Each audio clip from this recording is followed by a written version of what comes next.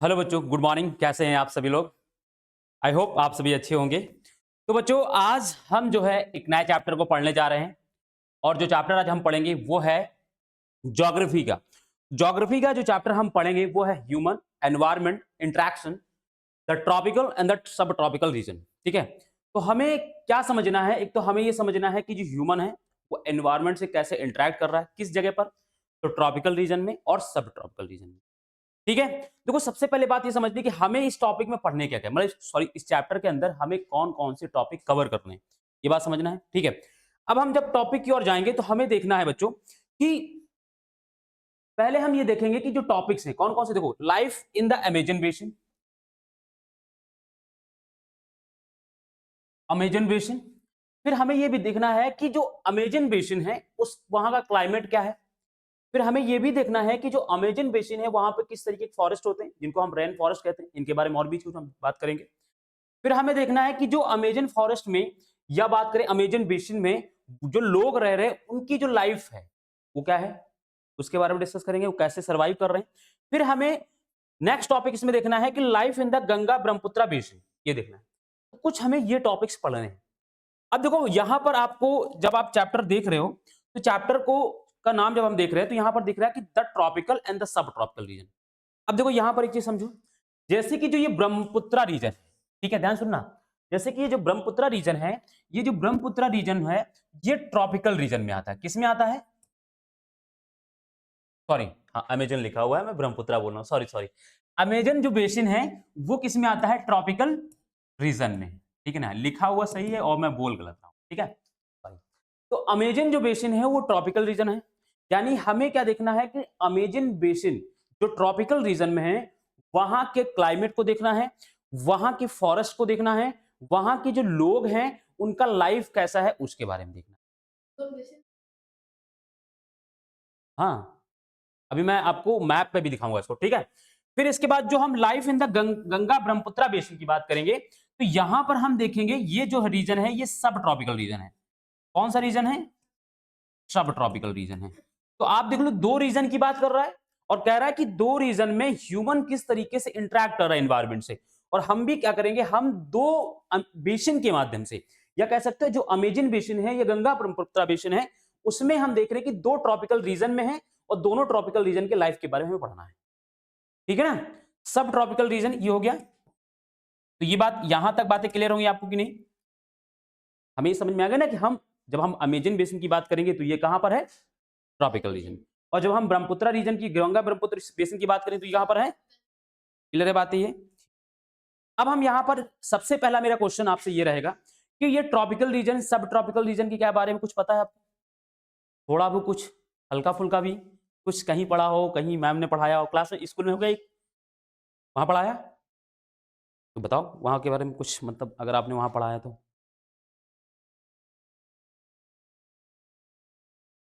नहीं मालूम? हम बताते हैं, चलो, है ना, हम है ना, चलो हम यही शुरू करते हैं। देखो चैप्टर का नाम है, तो ये तो आप समझ रहे हैं इंटरेक्शन कर रहा है, कैसे कर रहा है। अब ट्रॉपिकल रीजन के बारे में जानेगा और सब ट्रॉपिकल रीजन क्या है इसके बारे में हम डिस्कस करते हैं।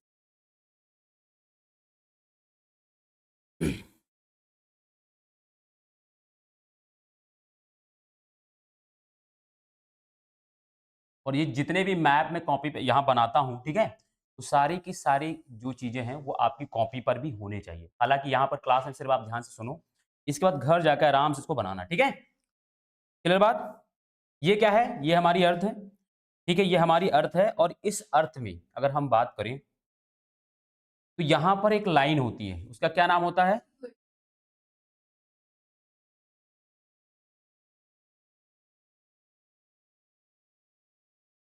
ठीक है, ये कौन सी लाइन है? सीधी है ना, इक्वेटर है। ठीक है, फिर यहां पर और लाइन होती है, ये कौन है? ट्रॉपिक ऑफ, ये क्या होता है? और यहां पर,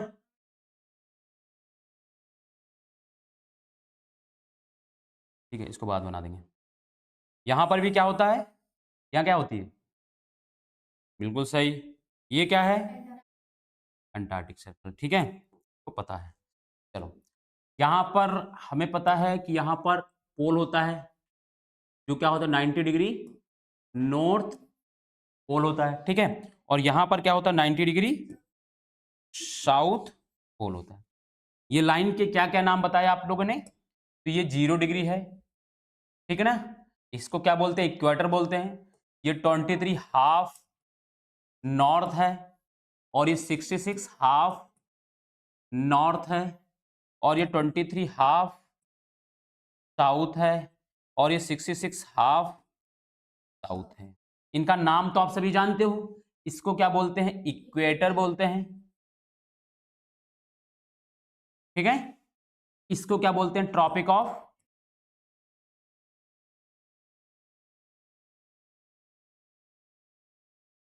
ठीक है। ये क्या होता है? आर्कटिक,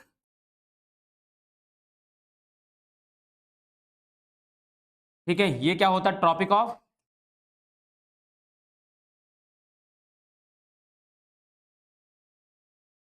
ठीक है। ये क्या होता है?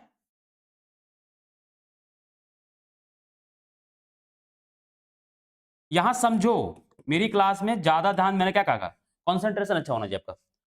घर जाके आराम से बनाइए उसको।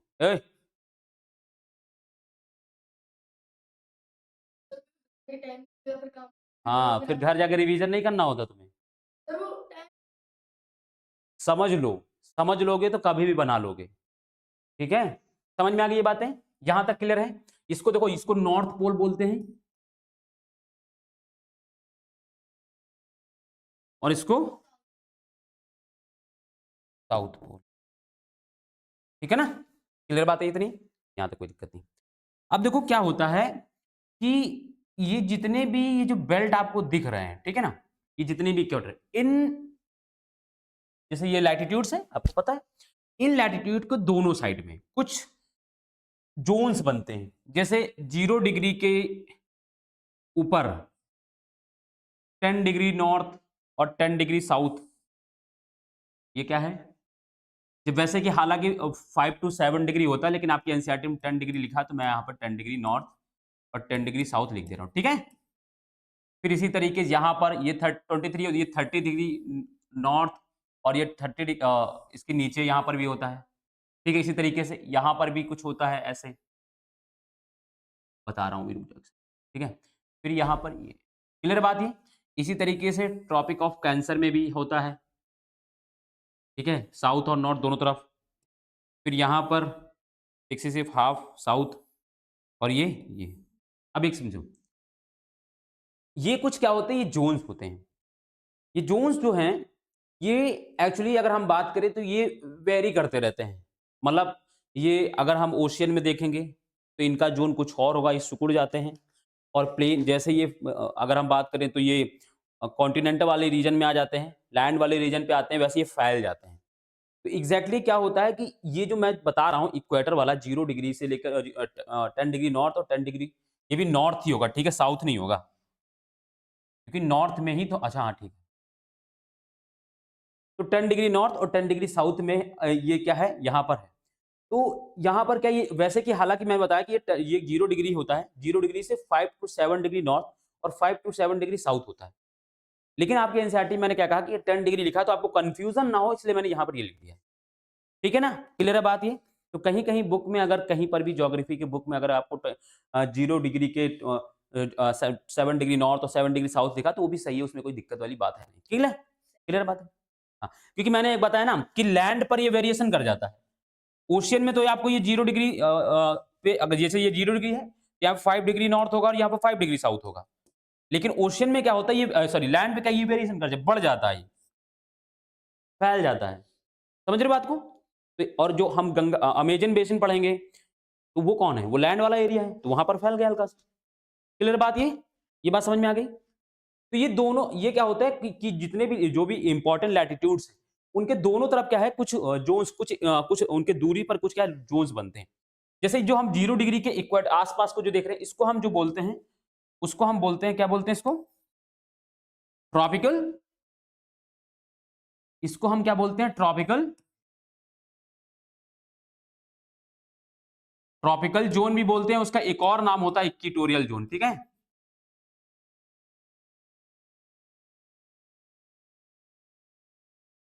ठीक है, क्लियर बात।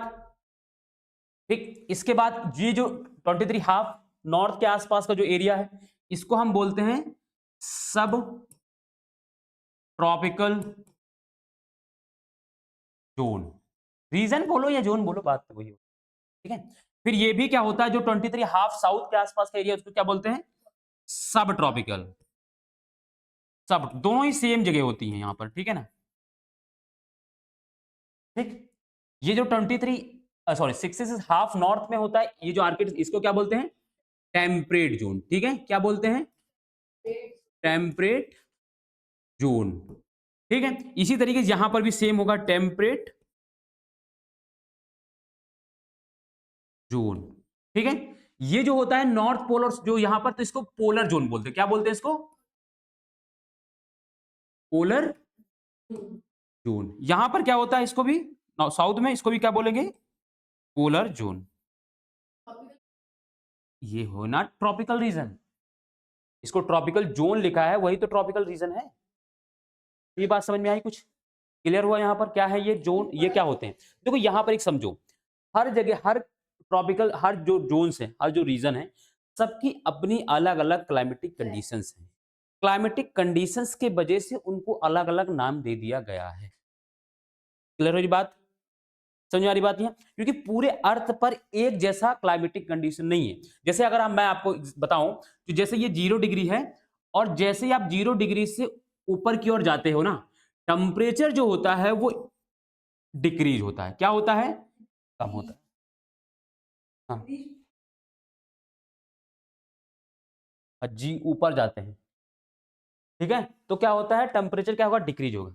अब आप सोचो कि टेम्परेचर डिक्रीज हो जाएगा, और जो टेम्परेचर, जो प्रेशर होता है ना, जो प्रेशर होता है वो इन्वर्सनली प्रोपोर्शनल होता है टेम्परेचर की। जैसे जैसे टेम्परेचर बढ़ेगा, वैसे वैसे प्रेशर क्या हो जाता है, कम हो जाता है। और किसी दुनिया में जितनी भी क्लाइमेटिक कंडीशन है, वो दो चीजों पर बहुत ज्यादा डिपेंड करती हैं, एक टेम्परेचर और प्रेशर। इन दोनों के वेरिएशन से चीजें बहुत ज्यादा बदल बदल जाती हैं। जैसे जहां पर टेम्परेचर ज्यादा होगा, वहां पर प्रेशर कम होगा, और जब प्रेशर कम होगा तो होगा क्या, वहां पर हवाएं जो हैं बहुत तेजी से चलती हैं, उधर से चलती हुई आती हैं। समझ में आ रही बात, ये क्लियर बात ये। वहां पर हवा प्रेस, जहां पर क्या कहते हैं, प्रेशर कम होगा, वहां पर हवा थोड़ी शांत भी होगी, ठीक है, बहुत शांत होगी। क्लियर है बात, ये बात है, समझ में आ रही है मेरी, क्लियर है। तो ये जोन जो बांटे गए हैं, ये जो डिवाइड किए गए पूरे अर्थ पे, ये बेसिकली ऐसा नहीं कि अर्थ पर ऐसा लाइन खींची हुई जिस तरीके से हम बना रहे हैं, ऐसा कुछ भी नहीं है। ये सारा कुछ हम लोगों ने अर्थ की स्टडी करने के लिए, खुद को स्टडी करने के लिए, दूसरों को पढ़ाने के लिए, जोग्राफर्स ने क्या किया, ये बनाए हुए हैं, ठीक है। तो ये हमारी कॉपियों पर हैं, हमारे डायग्राम्स में या बुक्स में डायग्राम मिलेंगे, ये अर्थ पर ऐसे नहीं बने जैसे यहां पर बने हुए हैं। हाँ, ये ज़रूर है कि वहाँ पर पूरे अर्थ का क्लाइमेटिक कंडीशन अलग-अलग है। जैसे आप देखो, भारत में अगर हम देखेंगे, तो भारत में कई सीज़न आते हैं। बारिश भी होती है, सर्दी भी होती है, गर्मी भी होती है, ठीक है? ये 3 सीज़न, 4 सीज़न हमने देख लिए, भारत में 3 सीज़न होते हैं मेनली, ठीक है? लेकिन वहीं अगर हम बात करें ब्रिटेन का, वहीं हम बात करें रशिया का, कनाडा का, तो वहाँ पर ऐसा कुछ भी नहीं है। वहाँ हमेशा ठंड रहता है। तो क्लाइमेटिक कंडीशन चेंज हो गई कि नहीं हो गई? ऐसे अगर हम बात करें, तो जो इक्वेटोरियल जोन वाला रीजन है, या जिसको हम ट्रॉपिकल जोन कहते हैं, यहाँ पर क्या होता है, यहाँ पर हमेशा टेम्परेचर ज्यादा रहता है। यहाँ पर दिन में एक बार खूब तेज बारिश भी होती है, यहाँ ह्यूमिडिटी भी होती है, तो और यहाँ साल भर एक जैसा क्लाइमेटिक कंडीशन है। अब आप ये देख सकते हो कि यहाँ का क्लाइमेटिक कंडीशन अलग है, यहाँ का अलग है, यहाँ का अलग है। यहाँ पर गर्मी भी हो रही, सर्दी भी हो रही है, और बारिश भी हो रही है। यहाँ पर गर्मी खूब हो रही है, बारिश हो रही है, यहाँ सर्दी नहीं हो रही है। यहाँ पर सिर्फ सर्दी ही हो रही है। सेम चीजें यहाँ पर भी, जैसा सेम ऊपर होगा, दोनों में ऐसे सेम यहाँ पर। पोलर हमेशा समर सर्दी का मौसम रहेगा। तो अब देखो ना, पूरे अर्थ पर क्या है, क्लाइमेटिक कंडीशन अलग अलग है। तो इसी वजह से क्या किया, पूरे अर्थ को अलग अलग जोन में क्या कर दिया गया, डिवाइड कर दिया। समझ में आया क्या मतलब है, ये सारी, ये जोन बनाने का क्या पर्पस है, समझ में आ गया, ठीक है। अब एक नॉर्मल वेदर नहीं होता, टेम्परेट जोन है वो जब लगभग 60 डिग्री के नॉर्थ के ऊपर होता है, 60 डिग्री नॉर्थ और साउथ के ऊपर होता है। 60 डिग्री नॉर्थ और साउथ ऊपर देखोगे तो ये ब्रिटेन, ये सब देश आ जाती है। यूरोप के ज्यादातर देश 60 डिग्री ऊपर नॉर्थ है, यहाँ पर हमेशा ठंड होती है। यहाँ पर नॉर्मल टेम्परेचर है, कुछ सीजन ठंडे होंगे, कुछ सीजन गर्म होंगे। तो ठंडे रीजन का रीजन ये होता है कि जैसे देखो सन का क्या होता है, थोड़ा सा मैं आपको बता ही देता हूँ, तो आपकी क्यूरियोसिटी थोड़ा सा डाउन कर देता हूँ। जैसे ये जीरो, ये ठीक है, ये 0 डिग्री है, ये 23 हाफ साउथ है, ठीक है, और ये 23 हाफ नॉर्थ है। अब देखो सन सन जो ट्रेवल करता है ना, वो इन्हीं तीनों के बीच करता है। सन मैक्सिमम कहां तक जाता है, तो 23 नॉर्थ तक जाता है, फिर इसके बाद फिर साउथ में टर्न करने लगता है, फिर यहां जाएगा, फिर यहां तक जाएगा। सन इन तीनों ही लाइन के बीच में से घूमता रहता है। तो आप देखो, और हमारे अर्थ को सोर्स ऑफ एनर्जी क्या है अर्थ का, सनलाइट है। सनलाइट सोर्स ऑफ एनर्जी क्या है, सनलाइट है। अब सनलाइट जब सोर्स ऑफ एनर्जी है, तो सन जब यहीं पर रहता है, तो यहीं पर ज्यादा गर्मी या सर्दी होगी। आप देखो क्या होता है कि जो इक्वेटर है, ध्यान सुनना, जो इक्वेटर है, इक्वेटर पे सन जो है 2 बार, एक साल में 2 बार परपेंडिकुलर होता है, और बाकी इन दोनों जगहों पर एक एक बार परपेंडिकुलर होता है। यानी उसकी जो रेडिएशंस हैं या जो किरणें हैं उसकी जो है सन की, वो क्या है, परपेंडिकुलर, यानी जो अगर बात हम करें तो वो किस पर डायरेक्ट 2 बार पड़ती है, 0 डिग्री पर, इक्वेटर पर। तो इसी वजह से यहाँ पर टेम्परेचर हमेशा ज्यादा रहेगा। और दूसरी चीज, चाहे जहां भी रहे सूर्य, यहाँ पर सन, यहाँ पर हमेशा ही टेम्परेचर रहेगा, क्योंकि यहाँ पर अगर परपेंडिकुलर नहीं पड़ी तो वर्टिकली पड़ेंगे, समझ रहे हो। लेकिन अगर मान लो सूर्य यहां चला गया, यहां आ गया, तो यहां पर तो बिल्कुल नहीं जा पाएगा, हल्का उसकी जो है गर्मी के इफेक्ट पड़ेगा, लेकिन यहां पर तो हल्का ठंड हो जाएगा ना। जैसे आज अभी हम बात कर रहे हैं, तो अभी सन यहां कहीं पर है, सॉरी, अभी सन जो है यहां कहीं पर है, अभी 23 हाफ साउथ पे नहीं पहुंचा है। समझ वाली बात ना। 23 हाफ साउथ पे कब पहुंचेगा, तो 22 दिसंबर को पहुंचेगा। 22 दिसंबर को वो 23 हाफ साउथ पर होगा, ठीक है ना। तो अब जब यहां आ जाएगा, तो यहां पर ठंड हो रही है अभी, क्लियर बात ये ना। तो ये चीजें होती हैं, समझ में आ रही बात ना। आगे बढ़े, क्लियर है ना भाई जी। चलो, हाँ, थोड़ा सा पार्ट बिल्कुल भी नहीं, इक्वेटर के पास में हमारा जो अंडमान निकोबार आइलैंड है वो थोड़ा पास पड़ता है, अदरवाइज मेनलैंड जो इंडिया का है वो ट्रॉपिकल रीजन के पास में नहीं है, बहुत दूरी है। बातें क्लियर हो रही है। और मैं आपको बता दूं, जैसे कि ये मान लो 0 डिग्री लैटिट्यूड है, और इसके बाद ये मान लो 1 डिग्री लैटिट्यूड है। इन दोनों के बीच का डिस्टेंस जो होता है ना, 111.32 किलोमीटर होता है। हाँ, वो अलग है, ये अलग है। मैं कह रहा हूँ कि 2 लैटिट्यूड जो होती है ना, उनके बीच का जो डिस्टेंस होता है वो 111 किलोमीटर के आसपास। समझ में आ रही बात है ये। तो आप सोचो, अगर मान लो इंडिया ये 0 डिग्री है, और इंडिया का जो नॉर्थ वाला जो पार्ट है अगर हम बात करें, तो वो जैसे हम अगर बात करें 8 डिग्री 45 मिनट है, जो कन्याकुमारी का जो यहाँ पर पार्ट है। समझ में आ रही बात ना। तो आप सोचो 8 को 11 से मल्टीप्लाई करोगे, कितना हो जाएगा, 888, यानी इतने किलोमीटर आप लगभग लगभग 900 किलोमीटर का डिस्टेंस है, और डिस्टेंस। थोड़ी बात ये ना। क्या लिख रहे हैं, क्या लिख रहे हो, ये सब बाद में पढ़ना, अभी नहीं पढ़ना, ये सब जान लो बस। समझ में आ रही बात है। आप कोई क्वेश्चन तो नहीं मन में तुम्हारे। चलो, तो ये समझ में आ गया, ये आप सब जोन जान गए क्या होता है, समझ में आ गई। कोई आपसे पूछता है कि ट्रॉपिकल जोन रीजन क्या है, तो बता देना 0 degree, sorry 10 degree north to 10 degree south के बीच का जो जोन है, जो रीजन है, उसको हम क्या बोलते हैं, ट्रॉपिकल रीजन। ऐसे अगर हम बात करें तो ये, जैसे देखो यहाँ पर देखो, जैसे अगर कोई पूछता है कि सब ट्रॉपिकल रीजन क्या है, तो बताना 30 डिग्री नॉर्थ और 25 डिग्री, या 30 डिग्री नॉर्थ या 20 डिग्री नॉर्थ, इन दोनों के बीच में क्या है, क्या।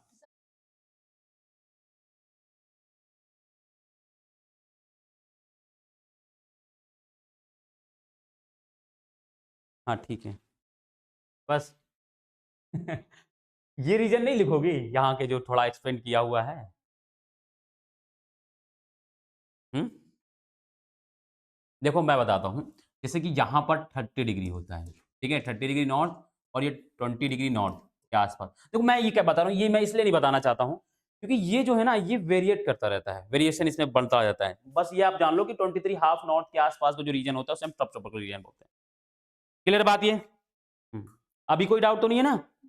ठीक है, आगे बढ़ जाएं। तो आपने ट्रॉपिकल और सब ट्रॉपिकल रीजन जान लिया। अब देखो अब मैं आपको एक चीज़ दिखाता हूँ, वो, ठीक है?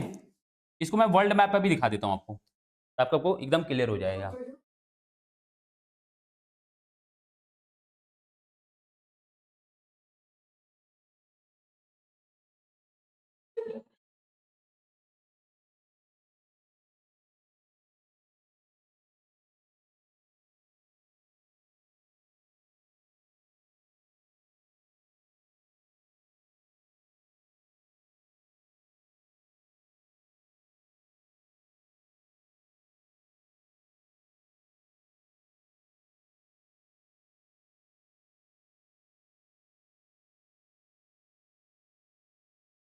गूगल से मज़ा नहीं आएगा ना, गूगल में सब कुछ नहीं दिखेगा।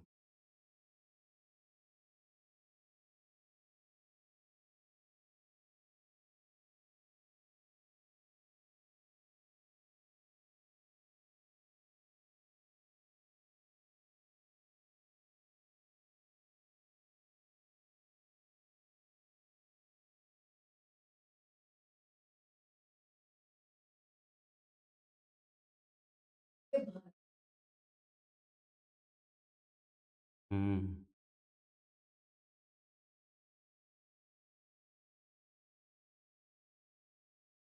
अखंड भारत की बातें करना आसान है।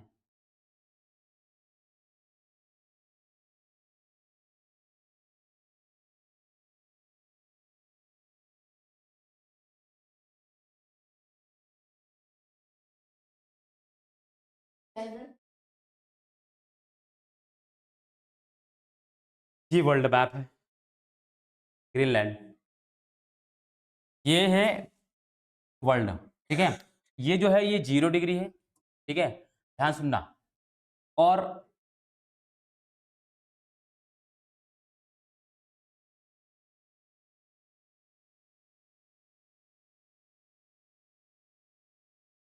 क्या? ठीक है? यहाँ पर देखो, ये जो रीजन है, यहाँ पर इंडिया टच नहीं करेगा, हालाँकि टच कर दिया हल्का-सा, ठीक है? टच करता है, सॉरी, करता है, हल्का सा करता है, ज़्यादा नहीं करता। चलिए। हुँ, ये जो रीजन, अब देखो ये जो रीजन है, ये ट्रॉपिकल रीजन है। कौन-सा रीजन है? ट्रॉपिकल ज़ोन है, ये रीजन बोल लो, रीजन ही लिख दे रहा हूँ मैं, ठीक है? वहाँ रीजन लिखा है आपकी कॉपी में, तो रीजन ही लिख दे रहा हूँ।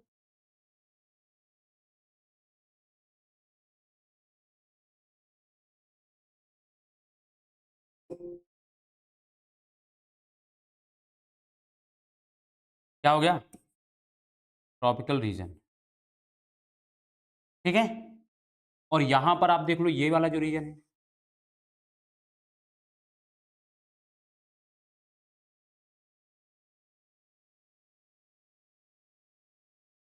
ये कौन सा रीजन है?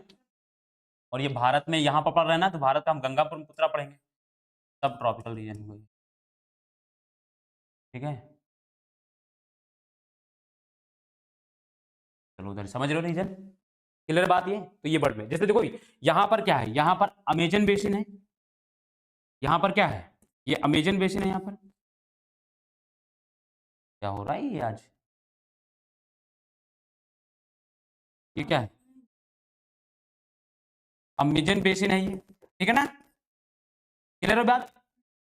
यहाँ पर देखो, यहीं पर एक सेम जैसे यहाँ पर अमेज़न बेसिन का क्लाइमेट होता है, सेम ऐसे अफ्रीका में भी एक बेसिन है यहाँ पर। इसको बोलते हैं कॉन्गो बेसिन। क्या बोलते हैं? कॉन्गो बेसिन, अफ्रीका में। इसको भी पढ़ते हैं, लेकिन अभी आपको नहीं पढ़ना। यहाँ पर देखो, यहाँ पर इंडो ऑस्ट्रेलियन बेसिन, ये एक रीजन होता है, जहाँ पर इंडो ऑस्ट्रेलियन फॉरेस्ट होते हैं, है ना? ये सब ट्रॉपिकल रीजन में यहाँ पर हम क्या पढ़ेंगे? गंगा, गंगा एंड ब्रह्मपुत्र बेसिन, ठीक है ना? आधा लिख रहा है, आधा नहीं लिखा रहा है ये तो।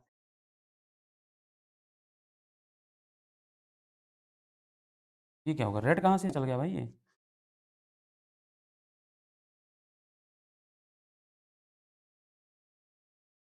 हाँ,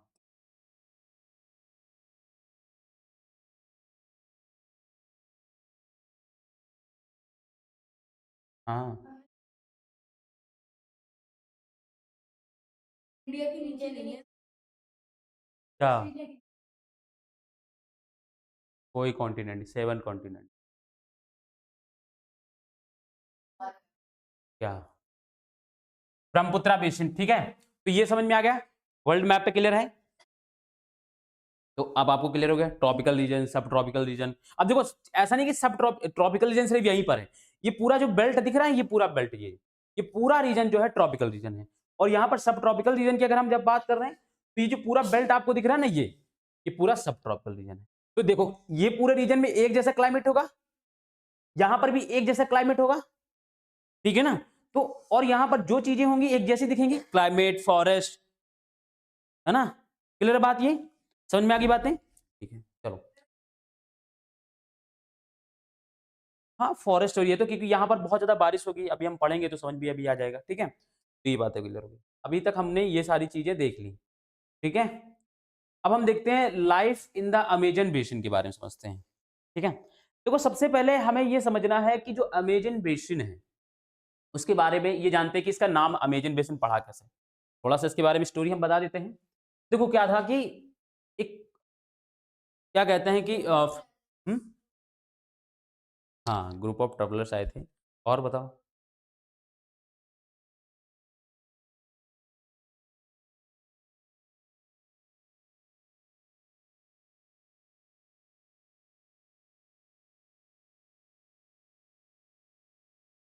अब मैं यहाँ थोड़ा सा बाकी सब सही है, बिल्कुल सही। तो क्या था कि रोम एम्पायर एक हुआ करता था, रोमन एम्पायर में वॉरियर्स हुआ करते थे। उसमें एक वॉरियर्स की एक यूनिट थी जिसमें फीमेल थी। फीमेल की जो वॉरियर यूनिट थी उसको अमेजन कहा जाता था, अमेजन कहा जाता था। और जो फीमेल वॉरियर्स होती थी वो बेसिकली कॉस्ट्यूम वैसे पहनती थी जैसे कि, ठीक है ना।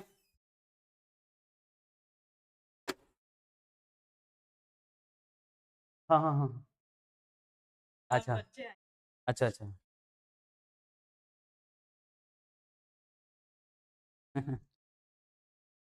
ठीक है। तो अमेजन, जो वहां पर फीमेल जो वॉरियर्स थी उनको अमेजन कहा जाता था, ठीक है। यूनिट्स की, उनकी यूनिट्स को क्या कहा जाता है, अमेजन कहा जाता था।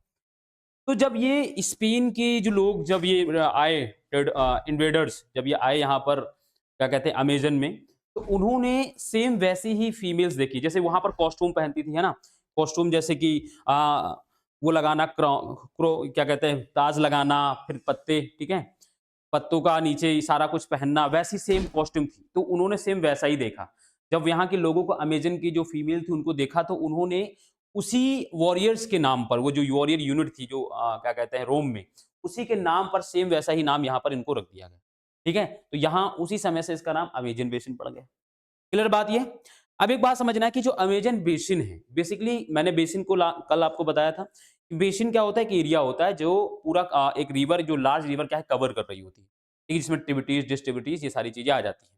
क्लियर है। तो जो अमेजन बेसिन है, आप देखो काफी बड़ा बेसिन है, आप यहाँ पे देखोगे पहले तो आपको समझ में आएगा, काफी बड़ा बेसिन है, ठीक है। पहली बात ये समझो कि जो अमेजन रिवर है, वो रिवर जो है दुनिया की सेकंड लार्जेस्ट रिवर है। वर्ल्ड की जो सेकंड, फर्स्ट, पहली, second, sorry, first largest river कौन सी है, तो नाइल रिवर है, जो अफ्रीका में लार्जेस्ट, ये सेकंड लार्जेस्ट रिवर है, ठीक है। अब यहाँ पर एक चीज देखो, यहाँ पर देखो, the river Amazon flow through the tropical region, lies very close to the equator between north 10 degree north and 10 degree south. ये मैंने आपको बताया कि अमेजन बेसिन कहां पर है। अब इस मैप को देखोगे तो आपको क्लियरली समझ में आएगा, ये वाला, या तो आप यहां देख सकते हो, ठीक है। क्लियर है बात ये।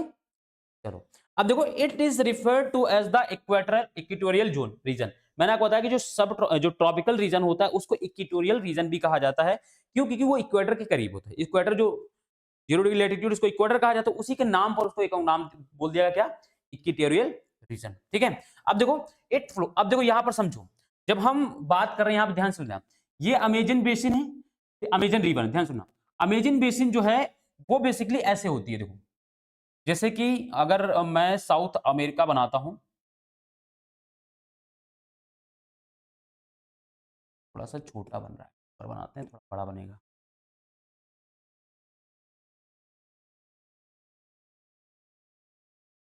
क्या। चलो ठीक है। तो जैसे ये है, ये यहां से अमेजन बेसिन ऐसे निकल रही है और इस तरीके से फ्लो करके ऊपर की ओर ऐसे जा रही है। ठीक है। अब यहां समझना, ये अमेजन बेसिन जो है इसमें अमेजन जो रिवर है, सॉरी, अमेजन जो रिवर है ये भी अपने मूल रीजन, मतलब इनका भी, इसका भी ओरिजिनेट जो है ये खुद ओरिजिनेट नहीं हो रही। बस दो रिवर है, जैसे एक मंतारो, इसकी बहुत बड़ी रिवर है, ट्रिबिटीज मंतारो। ठीक है। मंतारो रिवर और एक और रिवर होती है, दोनों जब मिल जाती है उसके बाद फिर क्या होता है, अमेजन रिवर क्या है, फ्लो करती है, जैसे गंगा थी। समझ में आ रही बात ये? तो इसके बाद ये क्या है, यहां से निकल कर क्या है, ये देखो वेस्ट की ओर या कह सकते हो ऊपर की ओर जा रही है। ठीक है। और यहां पर क्या है, यहां पर एक इसका माउथ होता है जिसको हम मकापा कहा जाता है। क्या कहा जाता है? मकापा। मकापा इसका माउथ है। ये मकापा के बाद क्या करती है, यहां पर अटलांटिक ओशियन है। कौन सा ओशियन है यहां पर? ध्यान सुनो, अटलांटिक क्या है, ओशियन है। और अटलांटिक ओशियन में क्या होती है, ड्रेन हो जाती है। ठीक है ना। और मैं आपको बता दूं यहां पर एक, अब जो भी रिवर्स है, जो भी लार्ज रिवर होती है वो किसी न किसी माउंटेन इलाके से निकलेगी, क्योंकि माउंटेन पे ही ग्लेशियर है। तो यहां पर क्या होता है, यहां पर एक माउंटेन है, बताएगा कोई मुझे? हाँ, माउंटेन रेंज, बड़ी सी माउंटेन है।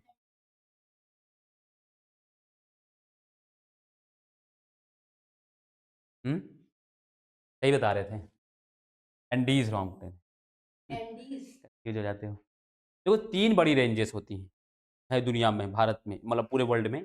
एक हिमालय, रॉकी और एंडीज। हिमालय बाबा है, ठीक है, रॉकी चाचा हैं और एंडीज दादा हैं। ठीक है ना। तो ऐसे याद, सबसे देखो सबसे लार्जेस्ट ये है, सॉरी सबसे लॉन्गेस्ट ये है, और हिमालय जो है सबसे लार्जेस्ट है, सबसे बड़ी, सबसे ऊंची। ठीक है ना। और ये सबसे ज्यादा एरिया में फैली कवर है। आप देख लो यहां से लेकर पूरा चिली तक, यहाँ यहाँ जा रही है पूरा, क्या कहते हैं, अर्जेंटीना तक, लास्ट में, लास्ट में यहाँ पे चिली और अर्जेंटीना। क्लियर बात ही है। तो यहां से ये रिवर निकल रही है और इसके बाद ये जा रही है, इसमें कई सारी फिर रिवर ऐसे आके इंटरसेक्ट कर रही हैं या मिल रही है, मर्ज हो रही है, एक्टिविटीज जिसको बोल रहे हैं। और इसी वजह से ये पूरा एरिया क्या है, इसको पूरा बेसिन बना रहा है। बातें क्लियर हो रही है इतनी? समझ में आ रही बात है ये? तो यहाँ पर मैंने कुछ चीजें क्या बताई, अभी एक मंतारू रिवर बताई, ये जो इसकी लार्जेस्ट एक्टिविटी है। ठीक है, ठीक है, किसकी?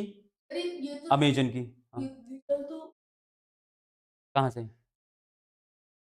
हाँ, एनडी से निकली, मैंने क्या कहा, यहाँ से कई छोटी छोटी रिवर निकलती है, उसके बाद जब ये मिल जाती हैं, मर्ज होने के बाद फिर अमेजन रिवर मिलती है। ठीक है ना। क्लियर है बात ये? तो एंडीज माउंटेन से निकल रही है, एक बात क्लियर हो गई। दूसरा, ये वेस्ट से ईस्ट की ओर फ्लो कर रही है, उसका माउथ क्या है, मकापा है, और ये अटलांटिक ओशियन में जाके गिर जा रही है, ट्रेन हो रही है। इतनी बातें क्लियर हो गई आपको? तो यहाँ पर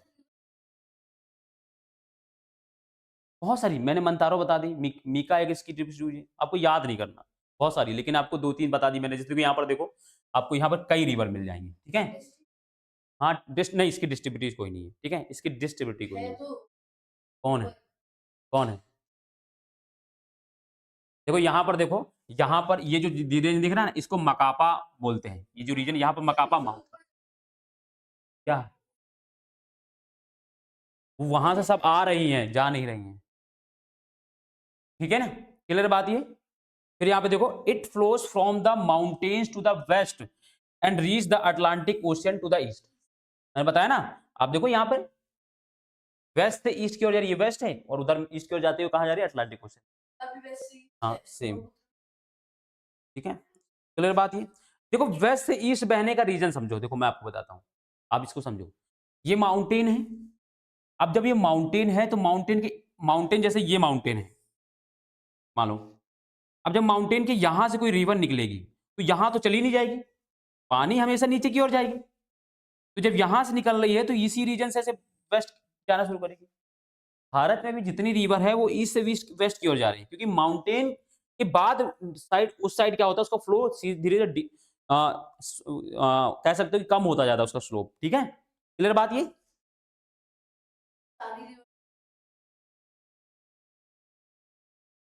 अब ऐसा थोड़ी ना है कि हम ये कह रहे हैं कि सारी रिवर की बात हम कर रहे हैं। हम कह रहे हैं मोस्ट ऑफ द सारी, मैंने ये कहा कि जो कुछ, हाँ, मोस्ट ऑफ द रिवर, मैंने जो बड़ी लार्जेस्ट रिवर है, मेरी बातों को ध्यान सुना करो। देखो, the place where is a river flow into another body of water is called, the river mouth. River mouth क्या है मैंने बताया आपको, मकापा, मैंने यहां बताया।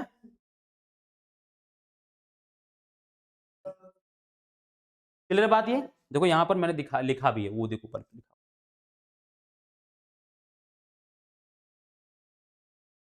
क्लियर बात ये बात है, समझ में आ रही है। अब देखो यहां पर numerous tributaries join the Amazon river from the Amazon basin. Amazon basin तो बेसिन तो उसी से बनता है, मैंने बताया कि ट्रिब्यूटरीज एंड डिस्ट्रीब्यूटरीज सबको मिला दिया जाए।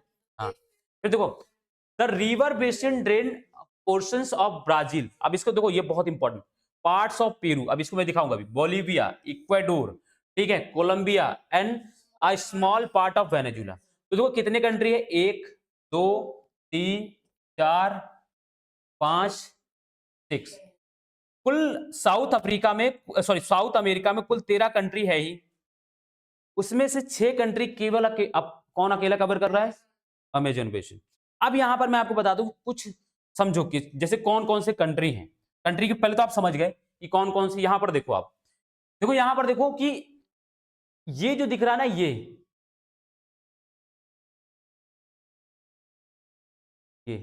ये क्या है, वेनेजुला, ठीक है। फिर यहां पर सी टाइप का बनता है, सी आकार का ऐसे, ये क्या हो जाएगा, कोलंबिया, ठीक है। फिर यहां पर ये क्या है, इक्वाडोर। फिर यहां पर पेरू, ये देखो आप दिख रहे हैं ना, पेरू क्या कहते हैं, यहां पर इस तरीके से फैला है, ठीक है, ये पेरू हो गया, पी टाइप का होता है। फिर यहां से नीचे यहाँ पे चिली है, चिली, चिली काफी नीचे तक फैला हुआ है। और ये देखो यहाँ पर ये क्या है, बोलीविया है। और ये बड़ा सा जो एरिया दिख रहा है, ये ब्राजील है। ब्राजील के नीचे है, अरे भाई बड़ा है, यहाँ पे लिखा हुआ नाम, ये पूरा एरिया ब्राजील का है। हाँ, इस कंट्री, यहाँ पर सबसे बड़ा कंट्री यही है, south America, sorry south America में सबसे बड़ा कंट्री जो है ब्राजील है। और अमेजन फॉरेस्ट का ज्यादातर एरिया जो है, यार अमेजन बेसिन का ज्यादातर एरिया वो ब्राजील में ही कवर होता है, ठीक है ना। बात समझ में आ रही है, बातें क्लियर हो रही है। तो कौन कौन से देखो इसमें, वेनेजुएला, कोलंबिया, इक्वाडोर, पेरू, ठीक है। इसके बाद हम बात करें तो बोलीविया, ब्राजील, ये जो कंट्री है, चिली नहीं, चिली नहीं, नहीं गुआना नहीं, गुआना है, सूरीनाम है, फ्रेंच गुआना है, यहां से नहीं जा रही है। देखो यहाँ पर फ्रेंच गुआना है, ये इसके बाद हम बात करें सूरीनाम है, फिर गुआना है, ठीक है ना। तो ये 3 कंट्री से यहाँ नहीं, छोटे छोटे कंट्री से यहाँ से नहीं जा रही है। बातें क्लियर हो रही है, समझ में आ गई कौन कौन से कंट्रीज हैं, ठीक है। एक बार और देखो, Venezuela, Colombia, Ecuador, Peru, Bolivia और ब्राजील, 6 कंट्रीज से जो है ये कवर हो रही है। और बातें समझो, थोड़ा सा इसके बारे में और जानो। ये जो अमेजन फॉरेस्ट है ना, इसको लंग्स ऑफ द अर्थ कहा जाता है। क्या कहा जाता है, क्यों कहा जाता है, नहीं, ये पूरे वर्ल्ड का 20% ऑक्सीजन रिलीज करता है। कोई बात नहीं, लेकिन पता था आपको ही लगी है ना, लंग्स ऑफ द अर्थ कहा जाता है। और मैं आपको बता दूं, अब जो है पहले जितना बड़ा ये एरिया था, अब उतना नहीं, इसका 1/3 पार्ट, 1/3 से सिर्फ भी 1/3 रह गया अब, उससे और सारा कट चुका है। क्योंकि यहाँ पर प्लांटेशन किए जा रही है, यहाँ पर रबड़ की खेती की करने के लिए इसको काट दिया जा रहा है बहुत सारा, ठीक है ना।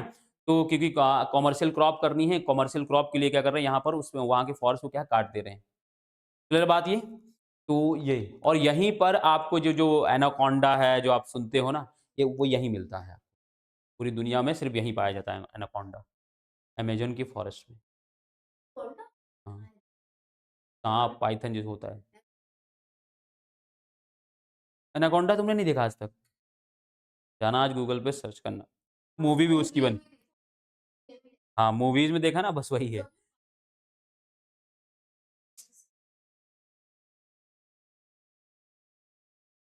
हाँ हाँ हाँ, क्लियर है बात ये। तो इसको लंग्स ऑफ अर्थ कहा जाता है, ये बात क्लियर होनी चाहिए। इसका सेवर, इस फॉरेस्ट का बस 1/3 पार्ट ही बचा है, बाकी सब कट चुका है, ठीक है। अभी यहाँ,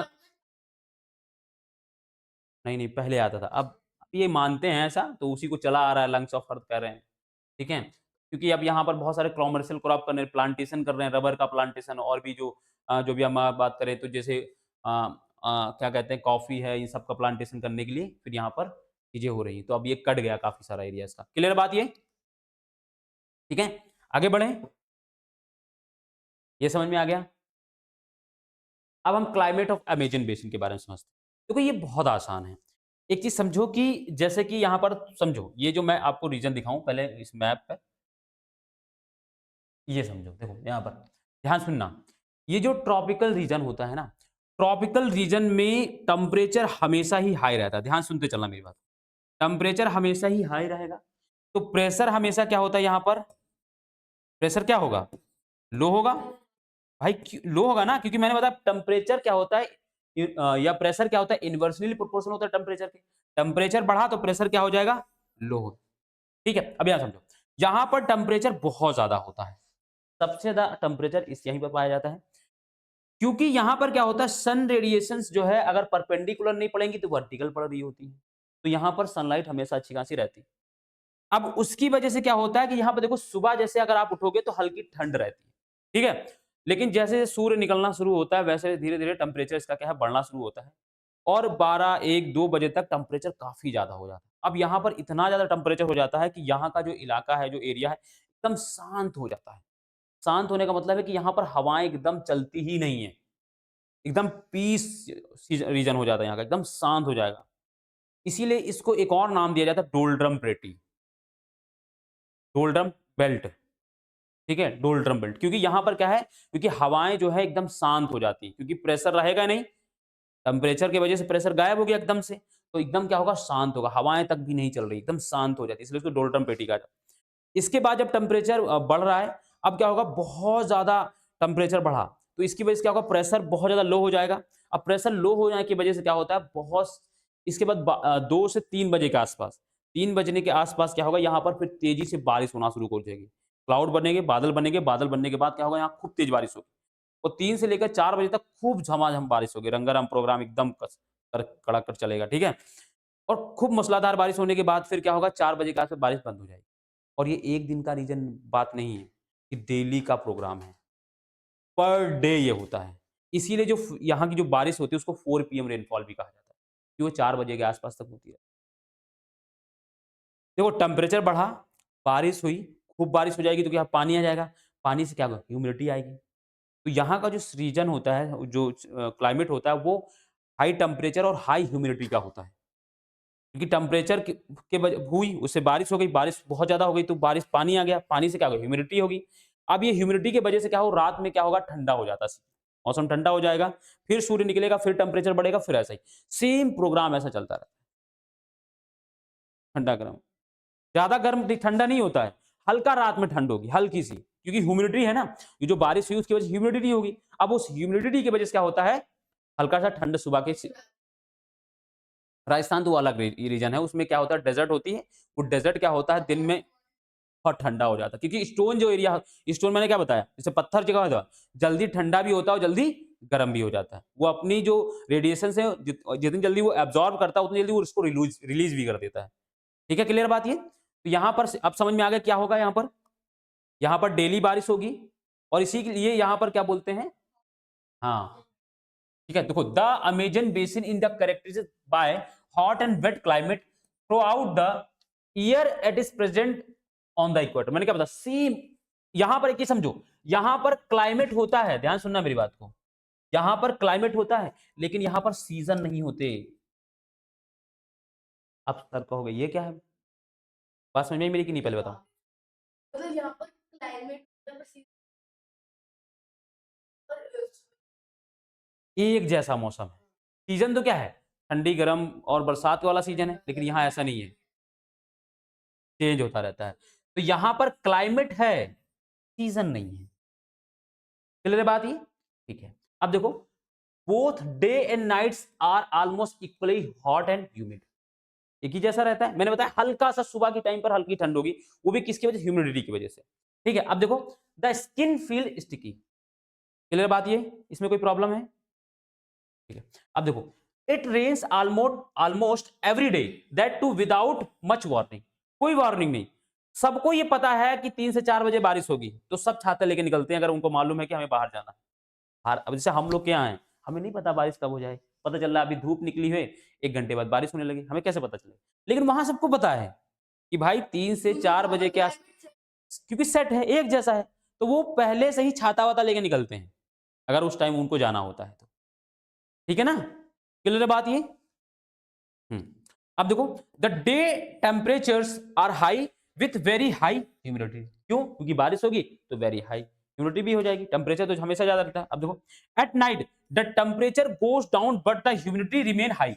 मैंने बताया ना, क्योंकि बारिश हो गई 4 बजे के आसपास। अब 4 बजे के बाद क्या होता है, आसपास बारिश धूप जो होती है धीरे धीरे क्या होती है, सन जो है सेट करने लगता है। ठीक है, सनसेट होने लगता है। अब जब सनसेट होगा तो फिर क्या होगा, धीरे धीरे टेम्परेचर कम होता जाएगा और ह्यूमिडिटी की वजह से क्या होगा, जो क्या कहते हैं कोल्ड है या कह सकते हो थोड़ा सा टेम्परेचर क्या हो, हल्का सा ठंडा होने लगेगा, ठंडा फील होने लगेगा। तो शाम को सुबह या मॉर्निंग के टाइम पे हम कहते हैं कि हल्की सी हमें ठंड या कोल्ड क्या है फील होती है।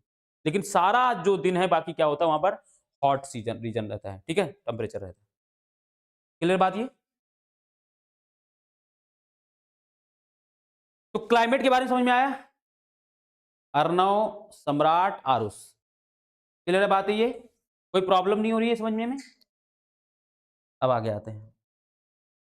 आगे हम rain forest in Amazon basin. अब देखो ये बहुत आसान है, तो बात समझो। देखो एक चीज बताओ कि जो प्लांट्स होते हैं, ध्यान सुनना मेरी बात, जो प्लांट्स होते हैं, प्लांट्स को ग्रो होने के लिए, उनके डेवलपमेंट के लिए क्या क्या चीजें बहुत इंपॉर्टेंट? एयर तो हर जगह मिल जाएगी, चाहे वो टेम्परेट जोन में लगा दो वहां पे भी एयर होती है। लेकिन दो मेजर चीजें होती हैं, आपको पता है, सनलाइट और वाटर। ठीक है, और जो ट्रॉपिकल रीजन है वहां पर क्या दोनों चीज नहीं मिल रही है आपको? जहां पर आप देखो कि यहां पर सनलाइट हमेशा साल हमेशा रहती है, टेम्परेचर यहां हमेशा ज्यादा रहता है। ठीक है, टेम्परेचर क्या है यहाँ पे हमेशा हाई है। और वाटर क्या है, यहां पर मैं बता रहा हूं 3 से 4 बजे रोज बारिश हो रही है, पर डे बारिश हो रही है, तो पानी भी हो रही है और अच्छी बारिश होती है। तो यहां पर वाटर की अवेलेबिलिटी बहुत ज्यादा हाई है।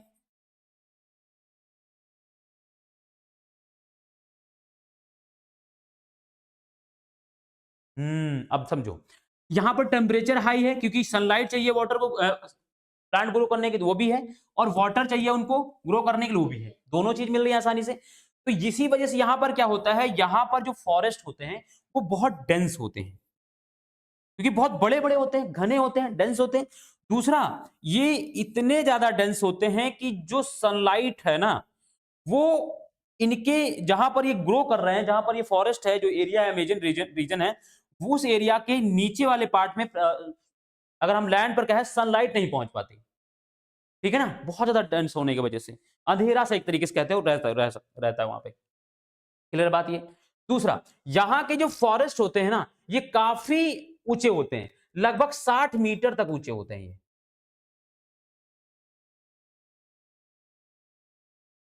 दादा। हम्म ठीक है, 60 मीटर, 60 मीटर के आसपास होते हैं, 60 मीटर अगर कह सकते हैं। दूसरी बात यहां पर समझो, ये डेंस होते हैं, और ये क्या करते हैं, एक रूफ की आकार कट बना लेते हैं डेंस होने की वजह से। तो जैसे रूफ, ये है रूफ, अब इस रूफ में क्या बाहर की लाइट हमारे अंदर नहीं आ पा रही है, यहां पर नहीं आ पा रही। ऐसे ही क्या होता है, ये जो पेड़ों का जो ऊपर का जो एरिया होता है, जो पत्तियां होती है, बहुत डेंस होने की वजह से क्या है, जो एक रूफ का आकार, एक छत का आकार ले लेती है, उसकी वजह से बाहर की जो सनलाइट है ना, वो फॉरेस्ट के अंदर नहीं जा पाती, एंटर नहीं कर पाती। इसी वजह से वहां पर क्या होता है, बहुत अंधेरा सा भी रहता है। दूसरी बात ये भी समझो कि यहाँ पर जो ये जो फॉरेस्ट है, इस फॉरेस्ट में और भी कोई प्लांट ग्रो नहीं कर पाते, जिनको अगर सनलाइट चाहिए, वो प्लांट जो है इस फॉरेस्ट में ग्रो नहीं कर पाते। इस फॉरेस्ट में क्या है, ज्यादातर लैंड वाले एरिया में, नीचे वाले एरिया पे, यहाँ पर पैरासाइट्स जो होते हैं, जिनको परजीवी कहते हैं, यानी जो दूसरों के ऊपर जीवित रहते हैं। ठीक है ना, पैरासाइट जो होते हैं वो सिर्फ क्या है ग्रो कर पाते हैं नीचे वाले एरिया पे। क्लियर बात ये? समझ में आ रही बातें? क्लियर, ये बातें समझ में आ गई? तो कुछ चीजें आपको क्लियर हुई कि एक तो ये क्या है, रेन फॉरेस्ट। और देखो, इनको इसीलिए यहाँ के फॉरेस्ट जो है, यहाँ के फॉरेस्ट साल भर पत्तियां नहीं गिराते, इनकी पत्तियां कभी नहीं गिरती, इसीलिए इनको एवरग्रीन फॉरेस्ट कहा जाता है। और एवरग्रीन फॉरेस्ट जो है वो ट्रॉपिकल रीजन में आपको मिलेंगे देखने को। ठीक है, दूसरी बात, भारत में जो अंडमान निकोबार आइलैंड है, उस अंडमान निकोबार आइलैंड का 96% तक क्या है, वो रेन फॉरेस्ट से ही कवर है या एवरग्रीन फॉरेस्ट से ही कवर है, क्योंकि उसका ज्यादातर पार्ट हमारा अगर हम बात करें तो वो इक्वेटोरियल रीजन के पास में आता है। क्लियर बात ये? एवरग्रीन फॉरेस्ट समझ में आया, कहां पर मिलेंगे आपको, यहाँ पर कौन कौन से क्या क्या कैसे प्लांट्स होते हैं। ये समझ में आ गई? अब देखो यहाँ पर rain forest in Amazon basin की बात हम करते हैं। देखो, this forest are so thick that the dense roof create by the leaves and branches does not allow the sunlight to reach the ground. इनके ग्राउंड में क्या है, सनलाइट नहीं पहुंच पाती। क्यों नहीं पहुंच पाती? क्योंकि फॉरेस्ट बहुत, जो उनकी जो लीव्स और ब्रांच है वो बहुत ज्यादा डेंस होती है, इसकी वजह से वो नहीं जा पाती सनलाइट ग्राउंड तक। ठीक है, अब देखो, the ground remains dark and dark, इसलिए डार्क हो गया, अंधेरा होगा वहां पर। फिर देखो, ओनली सेट टॉलरेंट वेजिटेशन में grow here orchids bromeliads grow as plant parasites. मैंने बताया जो पैरासाइट्स होते हैं, मतलब पैरासाइट मतलब समझो, जैसे आप कोई प्लांट देखते हो, ध्यान सुनना, जैसे इस पार्क में जाओगे, कोई प्लांट है, उस प्लांट पे कोई बेल चढ़ जाती है, ऐसे कोई अलग से कोई दूसरा पौधा छोटा सा उग जा रहा है, वो पैरासाइट है। समझ वाली बात है? जैसे एक तरीके से कह लो कि जुआ जो है, जुआ जो होते हैं वो पैरासाइट है, वो हमारे खून से जीवित रह रहा है। समझ में आ रही बात ना? हाँ, ठीक है। अब देखो, the rain forest is rich in fauna. अब ये बात समझो, क्यों बता सकता है कोई मुझे? फौना का मतलब क्या होता है? हाँ, एनिमल्स। क्यों यहां पर ही रिच क्यों मिल रहे हैं?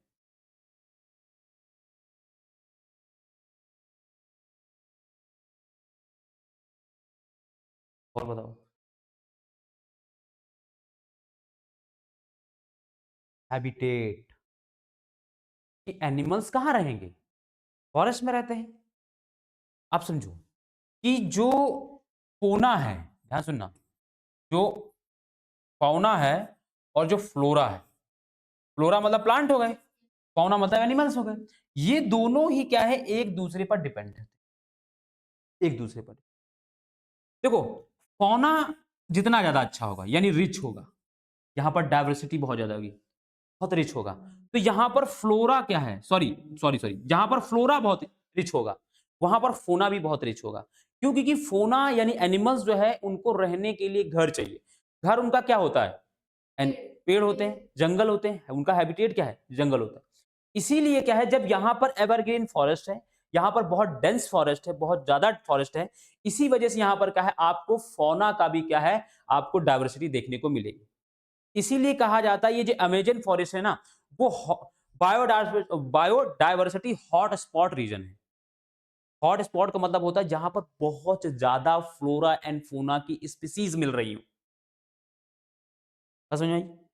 हॉट स्पॉट का रीजन क्या होता है, मतलब वो तो क्या होता है, जहां पर मल्टीपल्स ऑफ फ्लोरा और फोना की स्पीसीज मिल रही हो, बहुत ज्यादा, हजारों की संख्या में स्पीसीज। स्पीसीज का मतलब समझ में आ रहे हो? प्रजाति क्या होता है? तो हिंदी बता दी ना, होता क्या है मतलब वास्तव में?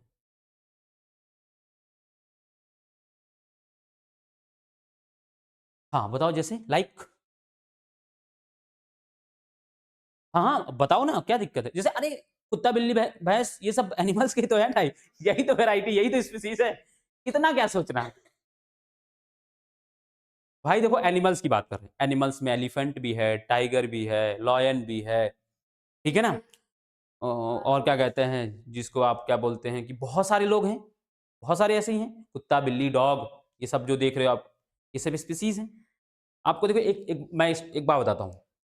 जैसे आप मिठाई लेने गए, अब मान लो जैसे एनिमल है, तो एनिमल तो कह रहा ठीक है, जैसे आप मिठाई लेने गए, आप जब मिठाई लेने जब गए, तो आपकी मम्मी ने कहा मिठाई ले आना, और आप चले गए यहाँ बीकानेर के यहाँ मिठाई लेने, आपके यहाँ जो साईं मंदिर के पास में बीकानेर है ना, तो आप वहाँ गए, तो आपने कहा कि हमें मिठाई दे दो। अब वो मिठाई वाला जो है वो पूछेगा आपसे कौन सी मिठाई चाहिए, मतलब क्या है, उसके बाद मिठाई के नाम पर वैरायटी है, तो आपको फिर मम्मी से फ़ोन करके पूछना पड़ेगा, मम्मी कौन सी मिठाई लें? मम्मी वहाँ से गरियाते हुए बोलेंगी, नास-पीटे, एक काम कहते हैं वो भी नहीं कर पाते हो, हैं? पूछ के नहीं जा पा रहे थे कि कौन सी मिठाई लेनी है?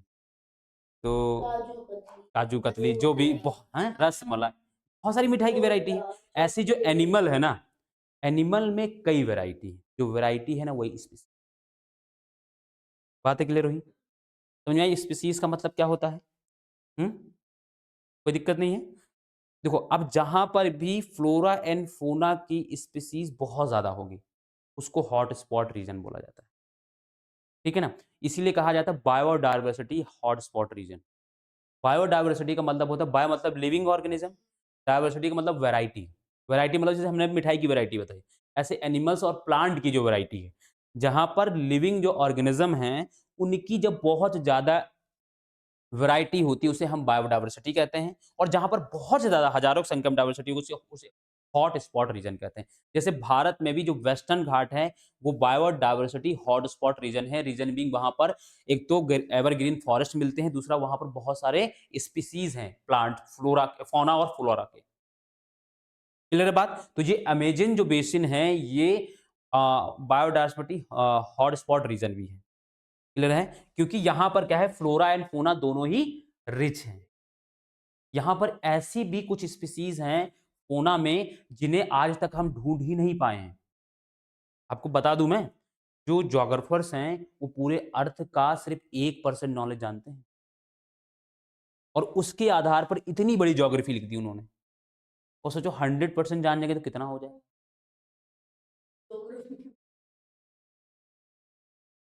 आप समझ रहे हो ना?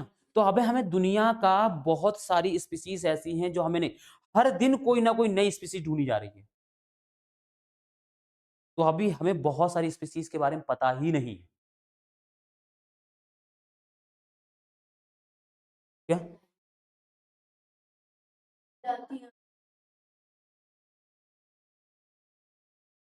स्पेशल एलिमेंट्स कुछ नहीं होता। स्पीशीज़ मतलब वैरायटी, जैसे मिठाई में वैरायटी होती है, एनिमल्स में जो वैरायटी है उसको स्पीशीज़। ध्यान से सुनते नहीं हो तुम बात। क्लियर है बात ये? अब यहाँ पे देखो, birds such as toucans, humming birds, birds of paradise, है ना, आर फाउंड। अब देखो यहाँ पर कुछ इमेजेस मैंने लगाई हैं, आप उस इमेजेस को देखो, ये टोकन्स है, ठीक है, ये हमिंग बर्ड्स है, ठीक है। अब ये सब चीजें आप सर्च भी कर सकते हो गूगल पे, से कुछ भी। अब यहाँ पर देखो, animals like monkey, sloths and ant eating tapirs, ठीक है, आर फाउंड हेयर। जैसे ये आंट ईटिंग, ये क्या होता है, टेपर्स मतलब क्या होता है, जो आपने लाल चीटियां देखी हैं, वो जो लाल चीटियां खाता है, इसको बहुत मजा आता है खाने में, तो ढूंढ ढूंढ के लाल चीटियां खाता है जंगल का, ठीक है, टेपिर इसको, ठीक है। इसकी इमेज जो है आपके एनसीईआरटी में शायद है, आप देख लेना, ठीक है। हाँ, रेड वाली जो चूटियां होती हैं वही खाता है। अब भाई फॉरेस्ट में तो अलग अलग कलर की, आप मूवी देखो हॉलीवुड्स की, हाँ, ठीक है ना।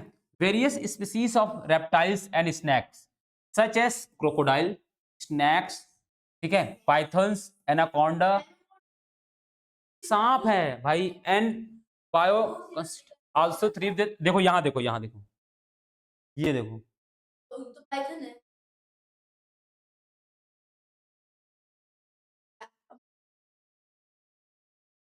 अरे तो ये क्या छोटा लग रहा है, ये इमेज में छोटा लग रहा है खड़ा, अगर वो सामने आ गया ना तो आपको, आप नहीं दिखोगे उसके सामने।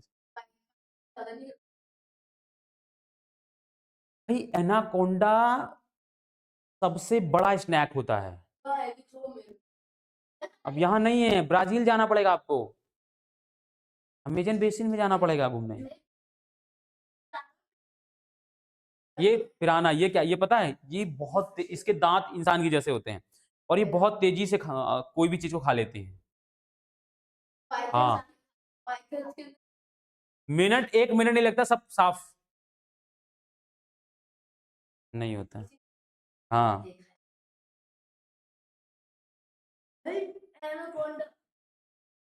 भाई, एनाकोंडा सर्च कर लेना एक बार जाके घर पे, यहाँ पे भी दिखा दूं सर्च कर।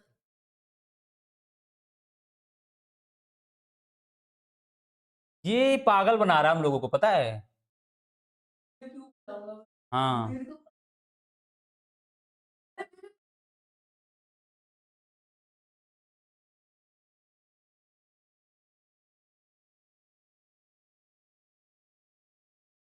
देख भाई,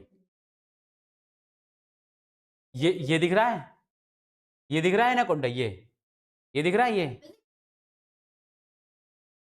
हाँ हाँ, ये देख लो,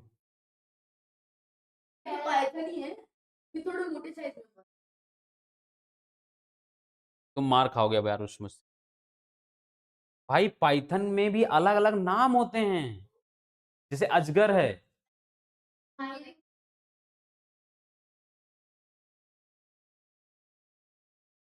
ठीक है। अब ये देखो, ये इतने बड़े होते हैं और क्या रियर होते हैं, ये क्या, ये क्या मैं देखो ये खाते हुए दिखा रहा है इसको, देखो इमेज।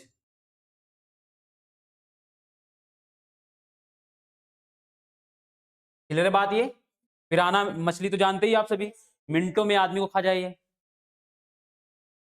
नहीं जहर नहीं होता, जो बड़े साइज के जो सांप जितने भी स्नैक है उनमें जहर नहीं होता, वो निगल जाते हैं।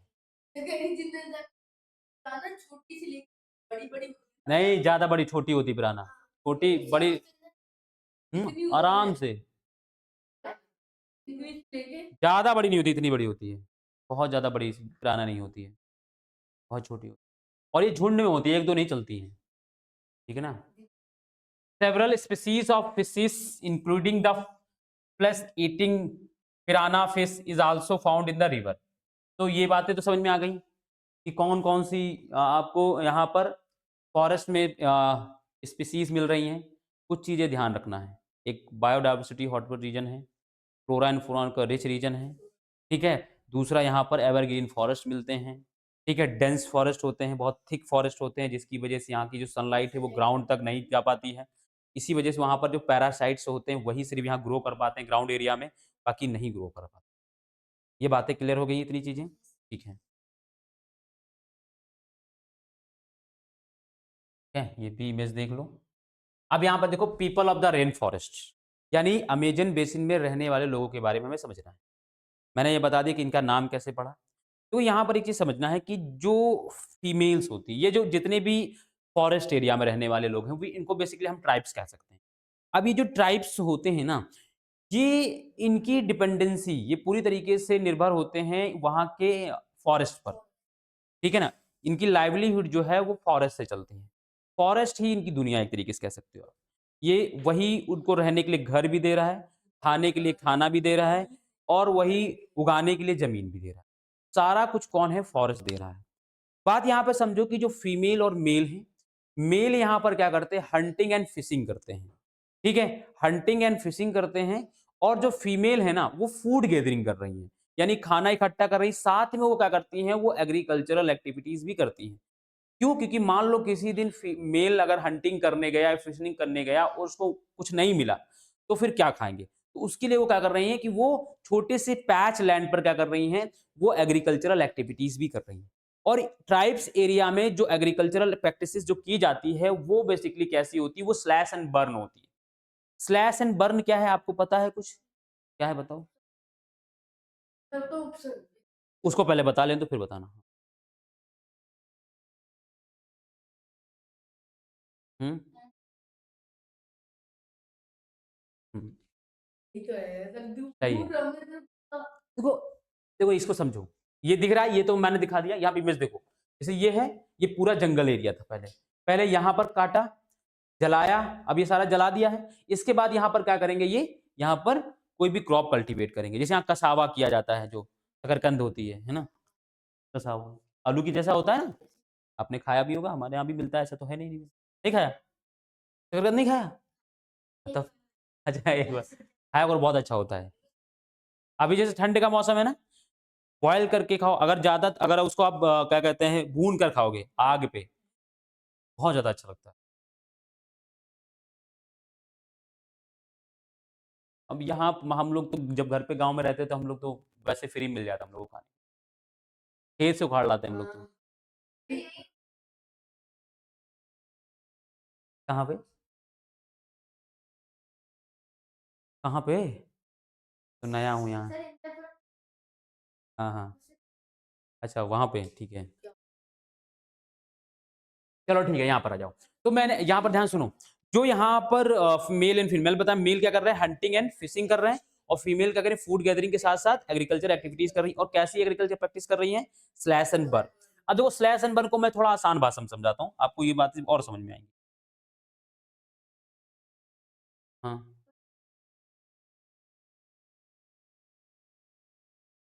नहीं, नहीं, तो ऐसा थोड़ी ना फूड गैदरिंग जंगल में रही तो बहुत सारे फ्रूट्स भी तो मिल जाते हैं।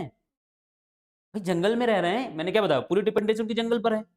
तो भाई मान लो हंटिंग में या फिशिंग में नहीं मिला कुछ दिन तो फ्रूट्स खाएँगे, ठीक है ना? तो जैसे देखो यहाँ पर मान लो ये फॉरेस्ट एरिया है,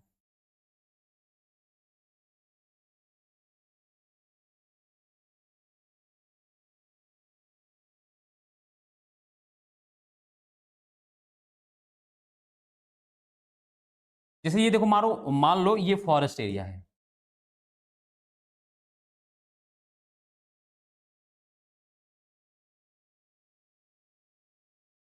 क्या हो गया?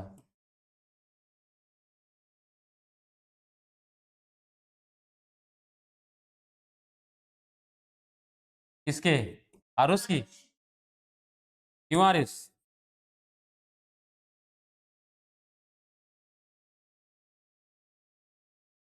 ठीक है, जैसे ये मान लो फॉरेस्ट एरिया, अब यहाँ पर क्या करेंगे, जैसे अगर मान लो ये लोग क्या करेंगे, स्लैश एंड बर्न, इसमें क्या करेंगे, ये मान लो पैचलैंड एरिया ये काट दिया इन्होंने, ठीक है, इसको काटा पहले, काटने के बाद क्या करेंगे, फिर इसको जला देंगे, ये एरिया हो गया, साफ हो गया, क्लीन हो गया, जला देंगे, जलाने के बाद कुछ समय तक इसको छोड़ देंगे, फिर इसके बाद क्रॉप कल्टीवेट करेंगे। अब तब तक इस पे क्रॉप कोई कल्टीवेट करते रहेंगे जब तक इसकी प्रोडक्टिविटी कम नहीं होती या इसकी फर्टिलिटी कम नहीं होती। जैसे ही इसकी प्रोडक्टिविटी कम होगी या कह लो फर्टिलिटी जैसी लूज होगी, कम होगी, वैसे वो क्या करेंगे, इस जगह से आगे जगह पर शिफ्ट कर जाएंगे, इसीलिए इसका एक और नाम होता है शिफ्टिंग कल्टीवेशन। ठीक है, नॉर्थ सॉरी भारत में, हाँ भारत में बोला जाता है उसको। भारत में जो नॉर्थ ईस्ट स्टेट हैं, जैसे असम है, अरुणाचल प्रदेश है, नागालैंड है, मणिपुर है, त्रिपुरा है, क्या कहाँ कंट्री है?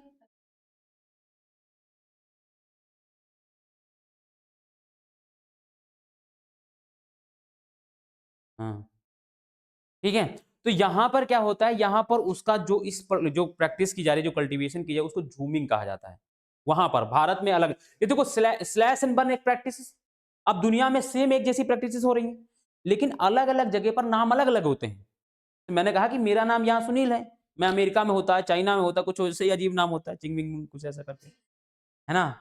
तो ऐसा वो नाम है, तो वहां पर देखो भारत में और दुनिया में इसको अलग अलग नाम कहा जाता है, लेकिन प्रैक्टिसेस एक जैसी, स्लैश एंड बर्न कहा जाता है। क्लियर बात ये, सम्राट और अर्णव? तो स्लैश एंड बर्न समझ, बाद में देखो कुछ समय तक इसे करेंगे, फिर इसको छोड़कर कहीं और चले जाएंगे, मूव कर जाएंगे, लेकिन इसके बाद क्या होगा, फिर मान लो कुछ दिन के लिए छोड़ देंगे, ऐसा खाली पड़ा रहेगा, फिर इसकी क्या है, प्रोडक्टिव फिर से बन जाती है, ये सॉइल फिर से फर्टाइल हो जाएगी, फिर से इस पर क्या है, क्लीन करेंगे, सेव करेंगे और फिर से क्या है, इस पर खेती करेंगे। ठीक है, एक साथ इतना बड़ा जंगल कैसे जला देंगे और कैसे काट लेंगे? देखो क्योंकि देखो यहाँ पर एक बात, देखो यहाँ पर एक चीज समझो, ये जो ट्राइब है ना, ये ट्राइब जंगल को काटने के साथ जंगल को प्रोटेक्ट भी करती है, बस ये अपने नीड्स के अकॉर्डिंग चीजें लेती है, उसके अलावा ज्यादा नहीं लेती है। हाँ, दूसरी बात ये भी समझो ना कि ये जो ट्राइब होती हैं, ये ट्राइब सिर्फ अपने लिए कल्टीवेशन करती है, इनका कोई मोटिव या पर्पस नहीं कि ये क्रॉप को बेचकर पैसा कमाए, कॉमर्शियल क्रॉप नहीं करते ये सिर्फ अपनी फैमिली के खाने के लिए जितना जरूरी है उतना ही सिर्फ कल्टीवेट करते हैं, उससे ज्यादा नहीं करते हैं, ये सर्वाइवल के लिए करते हैं। सीड्स वहां पर ट्रेडिशनल जो सीड्स है वही सारा है ना, एक बार हुआ, और ये आज से नहीं है, ये हजारों साल से सेम वैसे ही चलता आ रहा है। ठीक है ना, क्लियर बात ये? चलो, तो यहां पर ये बात समझ में आ गई आप लोगों को? ठीक है ना, अब यहां पर मैं कुछ चीजें पहले पढ़ता हूं फिर समझाऊंगा। देखो मैंने समझा दिया, सब पढ़ने जा रहा हूं। Man man hunt and fish along the rivers, women take care of the crops. मैंने बताया कि वुमेन फूड गैदरिंग भी कर रही हैं, क्रॉप को टेक केयर भी कर रही हैं, ठीक है, ये काम करती हैं। फिर देखो, as hunting and fishing are uncertain, it is the women who keep their families alive by feeding them the vegetables they grow. कौन सी, मैंने बताया क्रॉप किस लिए कल्टीवेट कर रही, ताकि अगर कभी भी मान लो मेल को क्या है, वो हंटिंग या फिशिंग करने गए तो उनको मान लो नहीं मिला कुछ भी हंटिंग करने को, या कोई शिकार नहीं हो पाया या फिश नहीं मार पाए, तो फिर क्या होगा, भूखे रहेंगे क्या? तो इसीलिए वो क्या कर रहे हैं, क्रॉप का कल्टीवेशन कर रहे हैं। तो उसमें कसावा मैंने बताया, ठीक है। अब उसमें कैसी प्रैक्टिस कर रहे हैं, तो people practice slash and burn agriculture. मैंने आपको अब इसका एग्जाम्पल भी बता दिया, और ये इमेज देख लो यहाँ पर, ठीक है ना। जैसे भारत में स्लैश एंड बर्न भी प्रैक्टिस भारत में भी हो रही, दुनिया के अलग अलग रीजन में जहां पर ट्राइबल्स रहते हैं वहां पर हो रही है, और अलग अलग रीजन में उसका अलग अलग नाम होता है। जैसे अगर हम भारत में कहें तो भारत के नॉर्थ ईस्ट में क्या कहा जाता है, इसको झूमिंग कहा जाता है, बाकी जगह पे इसको शिफ्टिंग कल्टीवेशन कहा जाता है, ठीक है ना। अब यहां पर देखो, दैट स्टेपल्स फूड इज, है ना, मनियोक, आल्सो नोन एज कसावा, ये शकरकंद होता है, आपने देखा होगा। यहाँ पर मैं आपको दिखाता हूँ, कहाँ गया भाई, गंगा ब्रह्मपुत्र, अच्छा इमेजेस नहीं है यहाँ पे, चलो अभी मैं सर्च करके दिखाता हूँ आपको। That grow under the ground like the potato, आलू की जैसा होता है, आपने देखा, मैंने बताया अभी, आपको खाया भी होगा आप लोगों ने। They mainly grow tapioca, tapioca, pineapple, pineapple तो आप भी जानते हो, सीड पोटैटो जो भी है। They also eat queen ants and eggs, ठीक है, ये चींटियां होती हैं, ठीक है ना। हाँ मीठी मीठी, हाँ। हाँ, और क्या, ट्राइबल्स है भाई, ट्राइबल्स तो वहीं जंगलों में ही रहते हैं, सांप मार के खा जाएंगे। हम्म,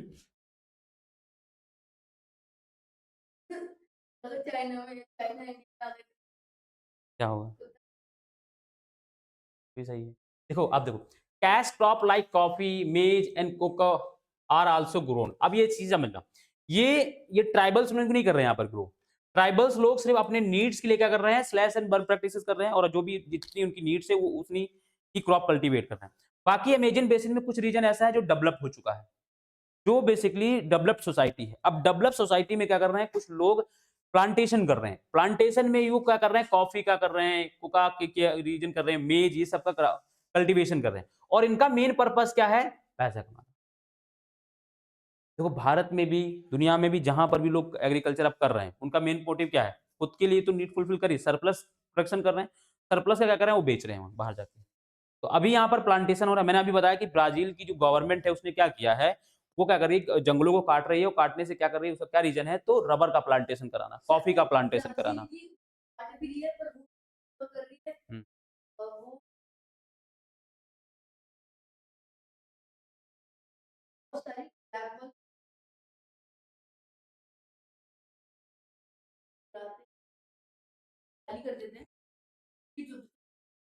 हाँ ग्रो, हाँ हाँ हाँ, वो टेक्निक भी कर रहे हैं, ये तो बात सही है। ठीक है, बात ये क्लियर है यहाँ पे। ठीक है, तो ये मैंने क्या बताया, ये मेनली मेन सोसाइटी में हो रहा है, जो डेवलप सोसाइटी है, ट्राइबल लोग नहीं कर रहे हैं। ठीक है, क्लियर बात ये। अब देखो, द रेन फॉरेस्ट, हाँ हाईवे काफी बुल, हाँ हाँ, ट्रांस बिल्कुल, बहुत सारा हाईवेज हैं, बहुत सारे क्या कहते हैं, ये जो बांध जिनको बोलते हैं, डैम्स जो हैं, बहुत सारे बन गए हैं। ठीक है, they rain forest provide the eat the a lot of woods for the houses. यहाँ के जो हाउसेस होते हैं, जिनको मोलाका कहा जाता है, ठीक है, मलौका, मलौका क्या है, वो लकड़ी के बने होते हैं, क्योंकि आपको सर्च करके दिखाते हैं, बस अच्छा, कसावा,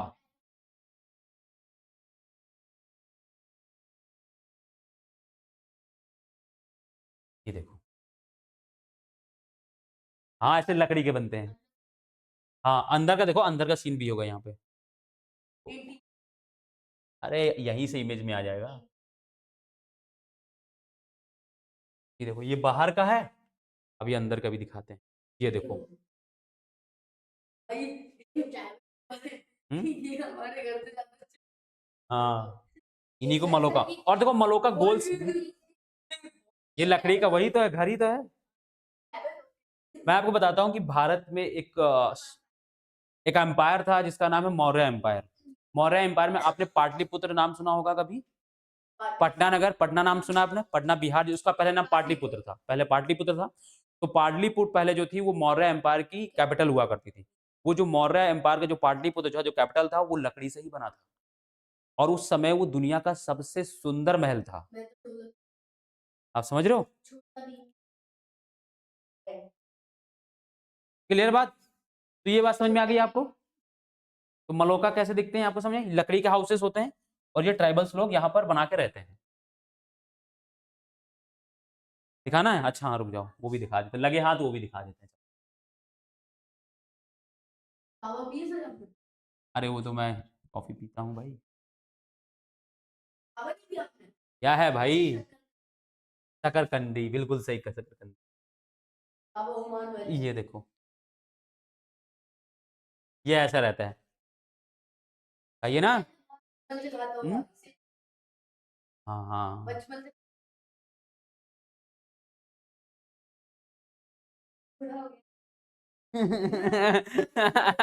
अच्छा रोस्ट किया।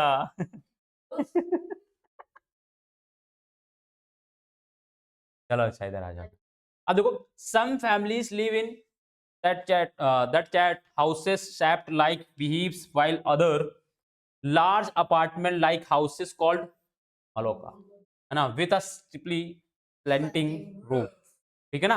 तो ये अलग अलग शेप में हो सकते हैं, गोल भी हो सकते हैं, ट्राइंगल भी हो सकते हैं, ठीक है ना। तो इस तरीके के होते हैं। ये बात समझ में आ गई? तो क्लियर है ये बातें? ठीक है, अब इसे हम कल करेंगे, ठीक है ना। आज हम यही तक रख लेते हैं, क्योंकि आप लोग भी क्या है, बोर हो गए होगे, हमें लग रहा है पढ़ते पढ़ते। नहीं है, मजा आ रहा था। हाँ मजा आ रहा है, चलो बढ़िया। तो अच्छा ये बताओ कि अभी कोई डाउट आप लोगों का, कुछ पूछना है, कोई भी रिलेटेड चीजें, कुछ भी चीजें? हम्म। और बताओ हिस्ट्री में कैसा चल रहा है आप लोगों का? बढ़िया चल रहा है। कौन सा चैप्टर चल रहा है हिस्ट्री में?